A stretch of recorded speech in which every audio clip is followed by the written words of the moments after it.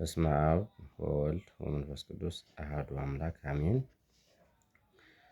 ብሉይ ኪዳን ኦሪት ዘፍጥረት ምዕራፍ 7 ንዑስ አከፋፈል።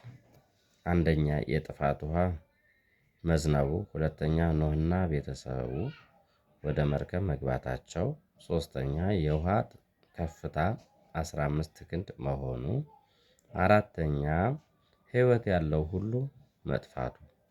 እግዚአብሔር ቃል ኪዳኑን አደረገ፣ እንደተናገረም ፈጸመ። እግዚአብሔርን ያላስደሰተው ሁሉ ሲጠፋም ኖህ ቤተሰቡ ብቻ ድነዋል። በኖህ ጽድቅ ምክንያት የጥፋት ዘር መዳን ችሏል። የብዙ ሰዎች ኃጢአት ዓለምን ሲያጠፋ የኖህ ጽድቅ ግን ዓለምን አድኗል። እስካሁን ባየነው ምንባብ ውስጥ ለክርስትና ምሳሌ የሚሆኑ ምስጢራት አሉ።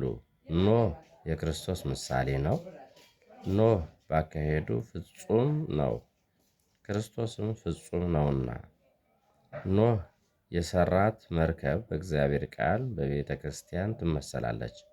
ወደ መርከቡ የገቡ ሁሉ ድነዋል። በእግዚአብሔር ቃል የሚኖሩትም ከማንኛውም ጥፋት ይድናሉ። በመርከብ ገብተው የዳኑት የምዕመናን ምሳሌ ናቸው። በመርከቡ የነበሩት ንጹሐን እንስሳት ብቻ አልነበሩም። በቤተ ክርስቲያኑ የሚገኙት ጻድቃን ብቻ አይደሉም። ጌታችን ኢየሱስ ክርስቶስ እንዳስተማረው ስንዴና እንክርዳድ በአንድነት ይበቅላሉ፣ እስከ መከር ጊዜም በአንድነት ይኖራሉ ይላል። ቤተ ክርስቲያን ማለት ማኅበረ እግዚአብሔር የአማኞች ኅብረት ማለት ነው። አማኞች ነን የሚሉት ብዙ ናቸው፣ ወደ መርከብ ገብተዋል፣ እስከ ዓለም ፍጻሜ ይቆያሉ፣ ኋላ ግን አውሬነታቸው ይገለጣል ይላል።